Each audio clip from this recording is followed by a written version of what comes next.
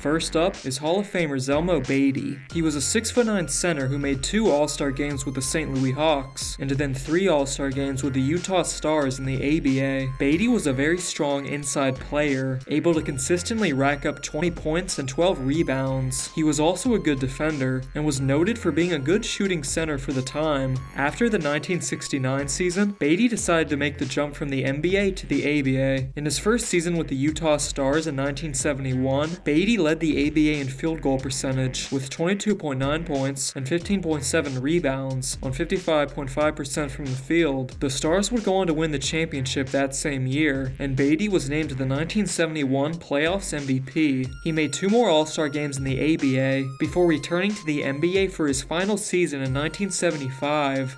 Next is Bob Kaufman. Horse was a 6'8" power forward who made 3 straight All-Star games with the Buffalo Braves in 1971, 72, and 73. He was a very tough, blue-collar player. There's a famous story out there about the time Kaufman had an altercation with Dave Cowens. During a game, Cowens hit Kaufman. Kaufman hit back as hard as he could, and apparently, Cowens had to finish that game with an eye patch, and he also needed to get 8 stitches. Kaufman was a solid rebounder, and he also had an outside jumper. During his 3 All-Star seasons, he averaged 19 points, 10.7 rebounds, and 4.5 assists. He also led the league in triple-doubles in 1973 with 4. Third is Reggie Theus. He was a 6'7" point/shooting guard who spent his best years with the Chicago Bulls and the Kansas City/Sacramento Kings. He was a solid scorer, reaching as high as 23.8 points per game. Throughout the 80s, Reggie scored 14,729 points. The only players who scored more points in the 80s were Alex English, Moses Malone, Adrian Dantley, Larry Bird, and Kareem Abdul-Jabbar. That's it. Theus made the 1981 and 83 All-Star games, and from watching old highlights, he definitely has some of the craziest layups and dishes I've ever seen. Theus became the main distributor for the Kings in the mid to late 80s, getting as high as 9.6 assists per game in 1986. Next, I have Paul Westfall. The Hall of Fame combo guard was a 5-time All-Star and an incredibly crafty scorer with a dead-eye shot. He began his career with the Boston Celtics, where he helped them win the 1974 championship as their go-to guard off the bench. Paul was traded to the Phoenix Suns in 1975, and he had a breakout season with 20.5 points per game. That same year, the Suns would make the 1976 finals with a 42-40 record, and in Game 5, they participated in what many considered to be the greatest game ever played. In his next 4 seasons with the Suns, Westfall would average 23.1 points and 5.7 assists on 52.4% from the field. He earned All-Star appearances in each of those years, while also making first-team All-NBA in 77, 79, and 80. He made his 5th and final All-Star appearance in 1981 as a member of the Seattle Supersonics. It doesn't exist anymore, but there used to be an award that the NBA gave out, the Comeback Player of the Year award. Westfall won it in 1983. He had missed almost all of the 81-82 season, but with him back, the Knicks returned to the playoffs. Fifth is Jeff Malone. The 6'4" shooting guard was a great underrated scorer for the Washington Bullets and later the Utah Jazz. He had a reliable jumper and consistently shot just under 90% from the free throw line. He also has hands down my favorite buzzer beater.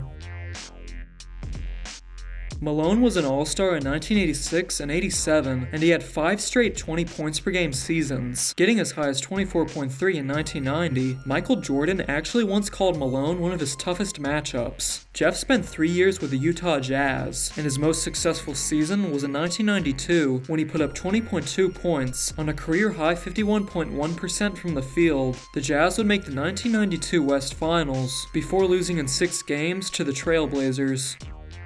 Next is Scott Wedman. Nowadays, he's mostly remembered as a super sub for the Larry Bird Celtics, but in the late 70s and early 80s, he was a 2-time All-Star for the Kansas City Kings in 1976 and 1980. He was also a good defender, and he made second-team All-Defense in 1980. Wedman was an incredibly reliable shooter. Larry Bird actually referred to him as the best pure shooter on the Celtics. Wedman came to Boston in 1983, where he provided some great shooting off the bench, bench. In Game 2 of the 1984 Finals, he famously hit a game winner over Magic Johnson in overtime. In 1985, he shot 50% from three-point range, which is great considering he was a backup in the 80s. In that year's NBA Finals, Wedman had probably the best game of his life. In Game 1, he scored 26 points on 11 of 11 shooting, in what's often called the Memorial Day Massacre.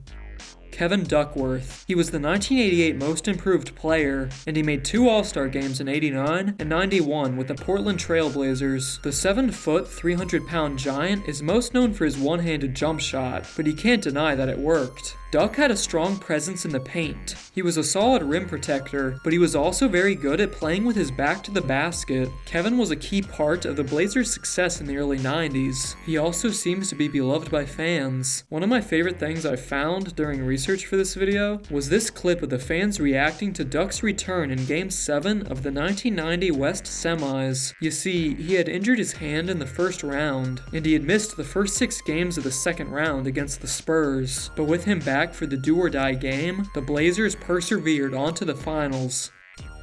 Jimmy Walker. Walk had a great career at Providence, being a 2-time consensus All-American and leading the NCAA in scoring in 1967. He was drafted first overall by the Pistons in 1967, but he was also the first pick in the ABA draft and the final pick of the NFL draft. Walker was a 6'3" shooting guard who was one of the great forgotten ball handlers of the late 60s and 70s. He had great speed and a good jump shot. His first All-Star appearance came in 1970 with 20.8 points. And his second came in 1972 with 21.3 points. The next player I have is Brian Winters. Winters was a 2-time All-Star with the Bucks in 1976 and 78. The 6'4" shooting guard was a good passer, but what he's most known for is his great shooting. For the 4 seasons in which the 3-point line was available to him, Winters averaged 36.3% from that distance. Also, in 2005, Michael Jordan actually called Winters the greatest pure shooter ever. But he wasn't just a one-trick pony, he was also good at getting to the rim, and he could hit a turnaround.